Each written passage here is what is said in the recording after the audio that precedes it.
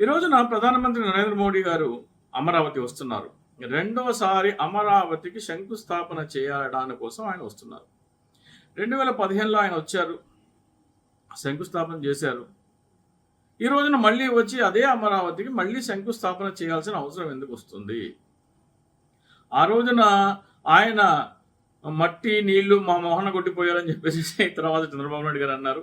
మరి ఈ రోజున వచ్చి ఆయన ఏం చేస్తారో మనకైతే తెలియదు కానీ ఆ గత్యంతరం ఎందుకు ఏర్పడింది? రెండోసారి అమరావతికి శంకుస్థాపన చేయాల్సిన అవసరం వచ్చిందంటే, మొదటిసారి చంద్రబాబు నాయుడు గారు అమరావతికి ఇచ్చిన హైప్ అంతా జగన్మోహన్ రెడ్డి గారు ముఖ్యమంత్రి అయిపోయిన తర్వాత 3 రాజధానుల ప్రకటన తీసుకొచ్చి దాన్ని నిర్వీర్యం అయిపోయింది. అక్కడ రేట్ అన్ని పడిపోయినాయి.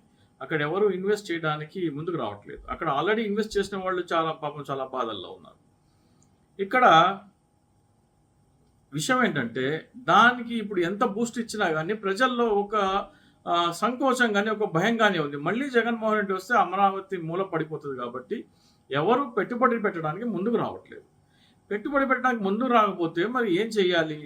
దానికి చంద్రబాబు నాయుడు గారు ఒక ఫార్ములా ఏం తీసుకొచ్చారంటే, నేనే సొంతంగా ఇల్లు కట్టుతున్నాను అని చెప్పేసి ఒక వారం 10 రోజుల కిందట ఆయన ఇంటికి శంకుస్థాపన చేశారు.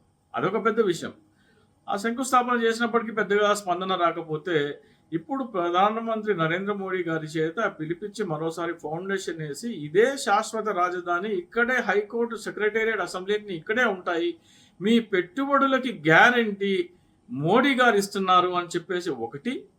2, ఇక్కడ పెట్టుబడి పెడితే ఎటువంటి అవినీతి అంశాల మీద ఈడీ, సిబిఐ దర్యాప్తు చేయదు అని భరోసా ఇవ్వడం కోసం. అదేంటి అమరావతిలో ఈడీ, సిబిఐ దర్యాప్తు చేయాల్సిన కోణం ఏముంది అని మీరు ఆలోచిస్తే అది కూడా చెప్తాను. ముందుగా చంద్రబాబు నాయుడు గారు ఇటీవల ఆయన స్వగృహానికి అమరావతిలో 5 ఎకరాల వ్యవసాయ భూమి తీసుకున్నారని, దానికి శంకుస్థాపన చేశారని మనం వార్తలు చూసాము. వార్తల్లో ప్రతి చోట మీకు ఇచ్చింది ఏంటంటే 5 ఎకరాల వ్యవసాయ భూమి. 5 ఎకరాల వ్యవసాయ భూమి ఎలా తీసుకుంటారు చంద్రబాబు నాయుడు గారు? అక్కడ ల్యాండ్ పూలింగ్ ఇచ్చిన భూమి అయితే అది కమర్షియల్, రెసిడెన్షియల్ కానీ కమర్షియల్ కానీ ప్లాట్ అవ్వాలి, కానీ వ్యవసాయ భూమి ఎలా తీసుకుంటారు? సో ఇక్కడ మనం వెరిఫై చేయాల్సింది ఏంటంటే, చంద్రబాబు నాయుడు గారు శంకుస్థాపన చేసిన భూమి అది ల్యాండ్ పూలింగ్ ఇచ్చిన తర్వాత ఆయన కొన్నారా, ల్యాండ్ పూలింగ్ ఇవ్వకముందు ఆయన కొన్నారా?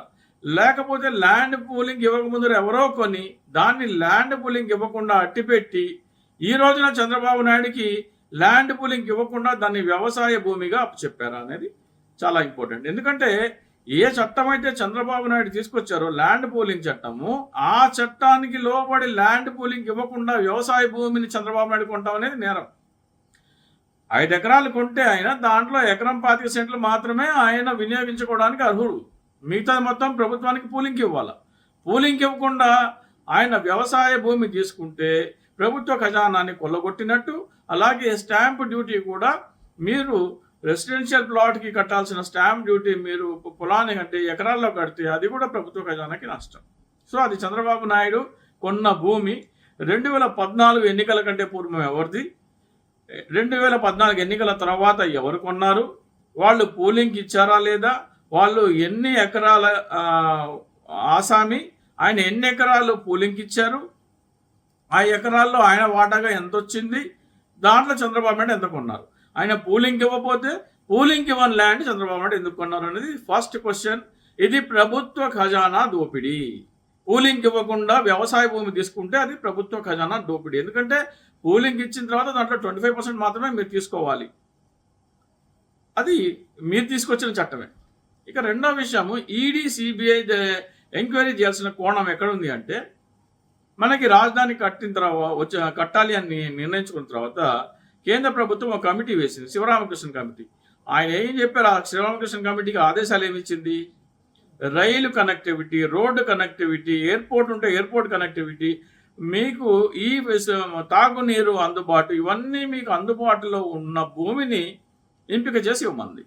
అమరావతికి రైలు మార్గం దూరము, రోడ్డు మార్గం దూరము, ఎయిర్పోర్ట్ గన్నవరంకి చాలా దూరము. అలాంటి చోట మీరు ఎందుకు ఈ అమరావతి రాజధాని ఎంపిక చేశారు? నారాయణ గారికి చంద్రబాబు నాయుడు గారు ఏం చెప్పినట్టున్నారు? అయ్యా బాబు, తక్కువలో తక్కువ చీపెస్ట్ ల్యాండ్ ఎక్కడ ఉంటుందో అక్కడ తీసుకో, అది సెలెక్ట్ చెయ్యి. కేంద్ర ప్రభుత్వం ఏమో ప్రజలకి కావాల్సిన సదుపాయాలన్నీ అందుబాటులో ఉండే చోట ఎంపిక చేయమని చెప్తే, నారాయణ గారికి బహుశా చంద్రబాబు నాయుడు గారు చెప్పుంటారంటే, ఎక్కడ తక్కువ ల్యాండ్ అంటే ఇక్కడ చీపెస్ట్ ల్యాండ్ ఎక్కడ ఉంటే అక్కడే సెలెక్ట్ చేయమని చెప్పుంటారు. సో మీకు గన్నవరం కానీ, నున్న కానీ, ఆగిరిపల్లి కానీ, ఈ చోట ఎక్కడైతే రాజధాని వస్తున్న ముందుగా పుకార్లు వదిలారో అక్కడ ఎకరా 25 లక్షలు 30 లక్షలు అట్లా ఉంది. అంటే మీరు ₹1 కోటి పెట్టుబడి పెడితే మీరు 3 ఎకరాలు మాత్రమే అక్కడ కొనగలరు. కానీ అమరావతి ప్రాంతంలో ఎకరా 8 లక్షలు, 10 లక్షలు, 12 లక్షలు ఉంది. చాలా చీప్గా ఉంది. ₹1 కోటి పెట్టుబడి పెడితే 10 ఎకరాలు వస్తాయి ఇక్కడ. మిగతా చోట ₹1 కోటి పెట్టుబడి పెడితే 3 ఎకరాలు వస్తాయి. అంటే ₹1 కోటి పెట్టుబడి పెడితే ఎక్కువ విస్తీర్ణం వశపరుచుకునే చోటు, అనువైన చోటు అమరావతి. ఇంకెక్కడా లేదు, ఈ గ్రామాలు తప్ప ఎక్కడా లేదు. ఎందుకు అక్కడ రేటు తక్కువ ఉంది? ఎవరైనా సరే వ్యవసాయ భూమి కొంటే ఎందుకు కొంటారు? వ్యవసాయం చేయడానికి. మరి భూమి రేటు అక్కడ ఎందుకు తక్కువ ఉంది మిగతా చోట్ల కంటే? ఎందుకంటే అక్కడ వరద వస్తుంది. వరద వస్తే వేసిన పంట మొత్తం కొట్టుకుపోతుంది. అంటే మీరు పెట్టుబడి పెట్టిన విత్తనాలు, ఎరువులు పోసినవన్నీ కొట్టుకుపోతాయి, మునిగిపోతాయి. కాబట్టి ఒక పంట పోతుంది కాబట్టి మిగతా పంటలే మిగులుతాయి కాబట్టి అక్కడ ల్యాండ్ రేట్ తక్కువ. అంటే అది వరద ప్రాంతం అని కూడా చంద్రబాబు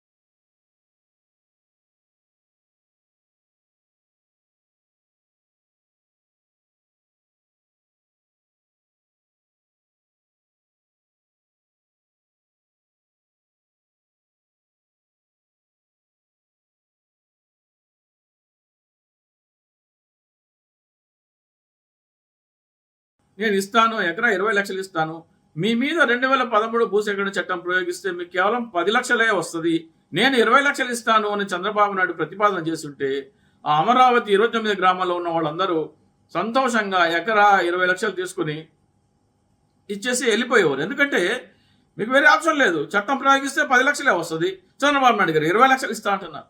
అలా చేస్తే చంద్రబాబు నాయుడు గారు ఎకరా 20 లక్షల చొప్పున 35,000 ఎకరాలు కొనడానికి అయ్యేది 7,000 కోట్లు మాత్రమే. కానీ ఇవేవి చేయకుండా చంద్రబాబు నాయుడు గారు ల్యాండ్ పూలింగ్ తీసుకొచ్చారు. ఆ ల్యాండ్ పూలింగ్ చట్టం ఏం చెప్తుంది ఇప్పుడు నేను చెప్తాను. ల్యాండ్ పూలింగ్ చట్టం ఏం చెప్తుందంటే, రైతు 1 ఎకరా ప్రభుత్వానికి భూమిస్తే ప్రభుత్వము రైతుకి 1000 గజాల రెసిడెన్షియల్, 200 గజాల కమర్షియల్, కొన్ని చోట్ల 250 ఉంది, సో కమర్షియల్ ప్లాట్ ఇస్తుంది. అంటే ఇది 1250 గజాలు అవుతుంది. 1 ఎకరాలో ఉండేది 4850 గజాలు. అంటే ఈ రైతుకి వెళ్ళే వాటా 1250 గజాలు, 4850లో 25% అవుతుంది. ఇది రైతుల వాటా. రోడ్లు, భవనాలు, పార్కులు, కమ్యూనిటీ హాల్స్, దేవాలయాలు, అలాగే పేదలకు ఇళ్ల పట్టాల కోసం 50% రిజర్వ్ చేశారు. దీంట్లో ప్రభుత్వం అమ్ముకోవడానికి ఏమీ ఉండదు, ఉన్నట్టుగా యథాతథంగా ఉంచాలి. దీంట్లో అమ్ముకోవడానికి ఏం మిగలదు. ఇది పోను మీకు ప్రభుత్వం దగ్గర మిగిలేది 25%. ప్రభుత్వం దగ్గర మిగిలేది 25%. చంద్రబాబు నాయుడు గారు ఏమంటారంటే 2023లో ఏమన్నారంటే, ఒక పత్రికా సమావేశంలో, మీకు కావాలంటే ఆ వీడియో కూడా మీరు వెరిఫై చేసుకోవచ్చు, జగన్మోహన్ రెడ్డి గనక అమరావతి రాజధానిగా కొనసాగి ఉంటే ప్రభుత్వానికి మిగిలే ఆస్తులు అంటే మిగులు భూముల విలువ 5 లక్షల కోట్లు అయిందని చంద్రబాబు నాయుడు గారు ఒక పత్రికా సమావేశంలో చెప్పారు. ఆ వీడియోలు అందరికీ అందుబాటులో ఉన్నాయి, మీరు గూగుల్లో కొడితే వస్తాయి. చంద్రబాబు నాయుడు గారు ఏమంటారంటే, ఈ 25% విలువ 5 లక్షల కోట్లు అంటున్నారు. ఎందుకంటే ఈ ఆస్తి, ప్రభుత్వానికి మిగిలే ఆస్తి ఇదే 25%, దీని విలువ 5 లక్షల కోట్లు అంటున్నారు. ఇది 25% ఆస్తి విలువ 5 లక్షల కోట్లు అయినప్పుడు ఇది 25% కదా, దీని విలువ ఎంత అవ్వాలి? ఇది కూడా 5 లక్షల కోట్లే. మరి మీరు మార్కెట్ రేట్కి రెట్టింపు ధర చెల్లించి కొన్నా కానీ 7,000 కోట్లతో కొనగలిగినప్పుడు ఈ ల్యాండ్ పూలింగ్ చట్టం తీసుకొచ్చి రైతులకి 7,000 కోట్లతో సరిపెట్టే దానికి బదులు దీనికి 5 లక్షల కోట్లు ఎందుకు ఇస్తున్నారు? Point number 1. అంటే ప్రభుత్వ ఖజానాకి రావాల్సిన ఆదాయాన్ని ఉద్దేశపూర్వకంగా ప్రభుత్వ ఖజానాన్ని వీళ్ళకి దోచిపెట్టేందుకు ఈ చట్టం తీసుకొచ్చారు. ఇది చంద్రబాబు నాయుడు తీసుకొచ్చిన ల్యాండ్ పూలింగ్ చట్టంలో ఉన్న అతిపెద్ద లోసు. ఇక్కడ వీళ్ళందరూ నిజంగా రైతులేనా కాదా అనేది ఫస్ట్ క్వశ్చన్. మీరు ప్రకటన రాకముందు కానీ ప్రకటన వచ్చిన వెనువెంటనే కానీ చాలామంది రియల్ ఎస్టేట్ వ్యాపారులు పొలమని వచ్చేసేసి ఇక్కడ ఎకరా 8 లక్షలు, 10 లక్షలు, 12 లక్షలు, 15 లక్షలు, 20 లక్షలు, 25 లక్షలకి కొనేశారు. దాదాపు 60% ల్యాండ్ కొనేశారు. ఇక్కడ వాళ్ళు వచ్చి కొనే బదులు ప్రభుత్వం కొంటే అదే డబ్బుకి ప్రభుత్వ ఖజానా కదా ఆదాయం వచ్చేది. ఇప్పుడు చంద్రబాబు నాయుడు గారు ఏమంటున్నారంటే, ఈ రైతులకు వచ్చే వాటా 10% వాటా విలువ 5 లక్షల కోట్లు అంటున్నారు. 5 లక్షల కోట్లు డివైడెడ్ బై 35,000 ఎకరాలు చేస్తే 1 ఎకరా ఎంత గిట్టిందయ్యా రైతు కంటే? 14,28,00,000. రైతుకి 10 లక్షల భూమి ప్రభుత్వానికి ఇస్తే ఆయనకు వచ్చే 1250 గజాల విలువ చంద్రబాబు నాయుడు చెప్పిన లెక్క ప్రకారము 5 లక్షల కోట్లు డివైడెడ్ బై 35,000 చేస్తే 14,28,00,000. ఎకరా భూమి ఇస్తే మీకు వచ్చేది 14,28,00,000. సో ఆ లాభం అంతా ప్రభుత్వానికి రావాలి కానీ భూమి ఇచ్చిన అంటే రైతుల ముసుగులో దూరిన రియల్ ఎస్టేట్లకు కానీ లేకపోతే కొంతమంది భూములు ఇవ్వలేదు వాళ్ళకి కానీ ఎట్లా ఇస్తారు? చాలామంది ఏమంటారంటే, ఇక్కడ రైతులు కదా భూమి ఇచ్చారు, వాళ్ళకి కదా లాభం రావాలి అంటారు. ఇక్కడ ఒక విషయం చెప్పదలుచుకున్నాను నేను. ఇక్కడ రైతులు భూములు ఇచ్చినప్పటికీ అక్కడ భూముల విలువలు ఎందుకు పెరుగుతున్నాయి? భూముల విలువలు పెరగడానికి కారణం అసెంబ్లీ, హైకోర్టు, సెక్రటేరియట్, ప్రభుత్వ భవనాలన్నీ కడుతున్నందుకు పెరుగుతున్నాయి. ఈ ప్రభుత్వ భవనాలన్నీ ఎవరి ఆస్తులు? ప్రభుత్వం ఆస్తి, అంటే ప్రజల ఆస్తి. అంటే ఈ భూములలో 5 కోట్ల మంది ప్రజలకు చెందిన ఆస్తి నిర్మిస్తేనే ఆ భూమి విలువ పెరుగుతుంది, లేకపోతే ఆ భూమి విలువ పెరగట్లేదు. అంటే ఆ భూమి విలువ పెరగడానికి కారణము 5 కోట్ల మంది ప్రజలు కానీ ఆ భూములు ఇచ్చిన రైతులు కాదు. సో 5 కోట్ల మంది ప్రజలు దానికి ఆ భూముల విలువ పెరగడానికి కారణమైనప్పుడు ఆ లాభం 5 కోట్ల మంది ప్రజలకు చెందేలాగా చంద్రబాబు నాయుడు గారు చూడాలి కానీ ఆ భూములు ఇచ్చిన వాళ్ళకి ఇవ్వడానికి ఆయన ఉద్దేశం ఏంటి? అంటే ప్రభుత్వ ఖజానాన్ని దోచి వాళ్ళకి పెట్టడమే కదా ఆయన ఉద్దేశం. చంద్రబాబు నాయుడు గారు కానీ లేకపోతే ఏ ముఖ్యమంత్రి అయినా సరే ప్రమాణ స్వీకారం చేసేటప్పుడు ఒక ప్రమాణం చేస్తారు. రాగద్వేషాలకి అతీతంగా, భయంగానే, పక్షపాతంగానే చూపకుండా నేను పరిపాలిస్తాను అని చెప్తారు. ఇక్కడ చంద్రబాబు నాయుడు గారు 5 కోట్ల మంది ప్రయోజనాలు చూడకుండా ఆ భూములు ఇచ్చిన 29,000 మంది ప్రయోజనాలు చూడడం అంటే ఆయన చేసిన ప్రమాణాన్ని ఆయన ఉల్లంఘించినట్టే. It is unbecoming of chief minister. ఆయన మీద ఈడీ సిబిఐ విచారణ జరపడానికి ఇది కీలకమైన ఆధారం. ప్రభుత్వ ఖజానాకి రావాల్సిన ఆదాయాన్ని భూములు ఇచ్చిన రైతుల ముసుగులో దూరిన రియల్ ఎస్టేట్ బ్రోకర్లకు కానీ, లేకపోతే భూములు మిగతా కొంతమంది ఎవరైనా సరే భూములు ఇచ్చిన వాళ్ళకి ఇవ్వటం అనేది ప్రభుత్వ ఖజానాన్ని కొల్లగొట్టి వాళ్ళకి లబ్ధి చేకూర్చడమే. ఎందుకంటే అక్కడ మీరు ఎకరా 10 లక్షల విలువ అయితే మీరు 20 తీసుకోండి. మీరు ఏటా 50,000 రూపాయలు కౌలు తీసుకుంటున్నారు. విత్ 10% హైక్ ఏదో ఉంది. మళ్ళీ నాకు తెలిసి 5 నుంచి 6 లక్షలు దాకా ఈ 11 సంవత్సరాల్లో కౌలు తీసుకున్నారు. మీ భూమి విలువే 10 లక్షలు, కౌలు దాదాపు 6 లక్షలు తీసుకున్నారు. ఇదంతా మీరు డబ్బులు 20,000 కోట్లు 7,000 కోట్లు ఖర్చు పెడితే మీకు ప్రభుత్వ భూమి అయిపోయింది కదా. మీరేమో పసుపు కుంకుమ అని ఓట్లు కొనడానికి 20,000 కోట్లు ఖర్చు పెట్టడానికి మీకు డబ్బులు ఉన్నాయి, కానీ ప్రభుత్వ ఖజానాకి 5 లక్షల కోట్ల ఆదాయం తీసుకొచ్చే దానికోసము మీరు 7,000 కోట్లు ఖర్చు పెట్టడానికి మీకు మనసు ఒప్పలేదు. ఎందుకంటే మీరు దోపిడీ ఉద్దేశంతోనే ఈ చట్టం తీసుకొచ్చారు. కాబట్టి దీని మీద విచారణ జరిపించడానికి ఈడీ సిబిఐ కోణం ఉంది. కాబట్టి నరేంద్ర మోడీ గారి చేత తీసుకొచ్చి మీరు శంకుస్థాపన చేస్తే ఈడీ సిబిఐ ఎంక్వైరీ ఉండదు అనే భరోసా ఇప్పించడం కోసం మాత్రమే నరేంద్ర మోడీ గారిని రెండోసారి తీసుకొచ్చి శంకుస్థాపన చేస్తున్నారు. ఎందుకంటే కేంద్ర ప్రభుత్వం ప్రధానమంత్రి గారి కంట్రోల్లో ఉంటుంది, ఈడీ సిబిఐ అంతా వాళ్ళ కంట్రోల్లోనే ఉంటాయి. హోంమంత్రి ఆదేశిస్తే కానీ సిబిఐ రంగంలోకి దిగదు, ఆర్థిక మంత్రి ఆదేశిస్తే కానీ ఈడీ రంగంలోకి దిగదు. సో వీళ్ళందరికీ భరోసా ఇవ్వటం అన్నమాట, మీకు ఈడీ సిబిఐ దాడులు ఏమీ ఉండవని. మరి ఏం చేయాలి ప్రజలు? 5 లక్షల కోట్ల దోపిడీ జరుగుతుంటే ప్రజలేం చేయాలి?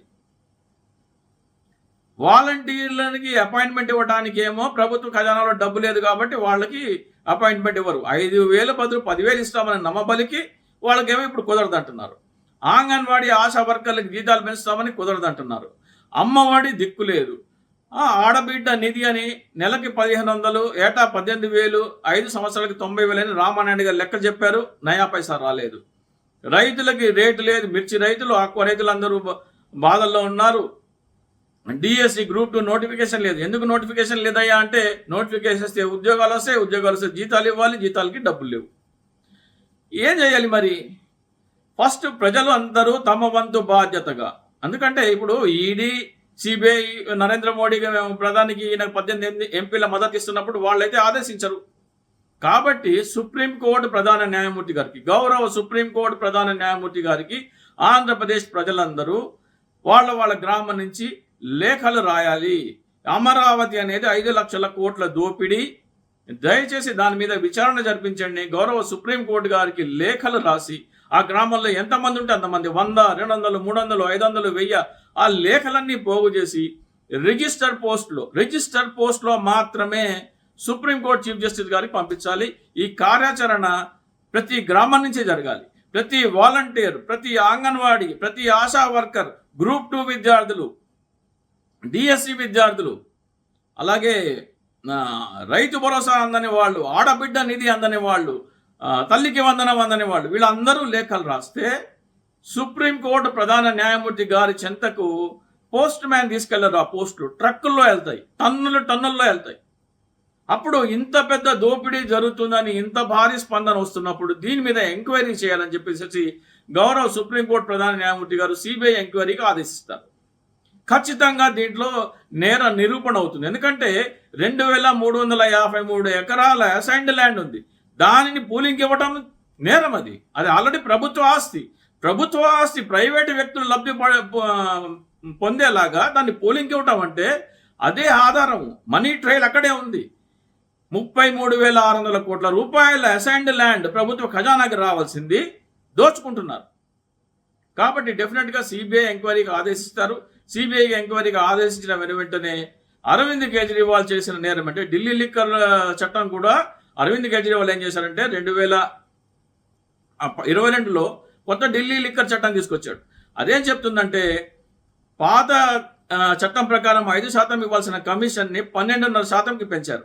అంటే మీరు 7.5% కమిషన్ పెంచారు.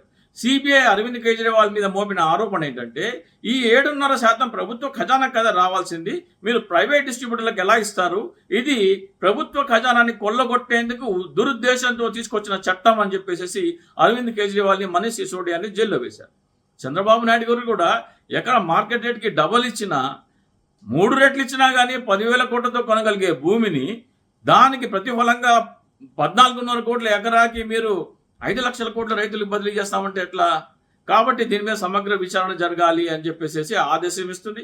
అరవింద్ కేజ్రీవాల్ 664 కోట్ల రూపాయల ఆరోపణ అయితే, అమరావతి ఆరోపణ 5 లక్షల కోట్లు. 5 లక్షల కోట్లు నేను కాదు చెప్పేది, చంద్రబాబు నాయుడు గారు చెప్పిన లెక్క. వీడియోలు ఉంటాయి చూసుకోండి.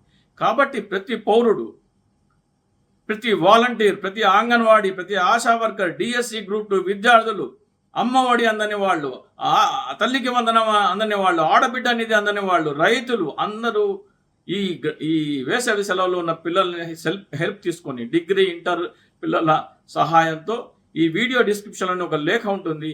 ఆ లేఖ డౌన్లోడ్ చేసుకొని, ప్రింట్ తీసుకొని, మీ గ్రామంలో ఉన్న ప్రతి ఒక్కరి చేత ఈ లేఖల మీద సంతకాలు చేయించి, గౌరవ సుప్రీంకోర్టు చీఫ్ జస్టిస్ గారికి మీ గ్రామంలో ఉన్న అత్యధికుల చేత సంతకాలు పెట్టించి పంపిస్తే ఖచ్చితంగా మనం ప్రభుత్వ ఖజానా దోపిడీని మనం అరికట్టగలము.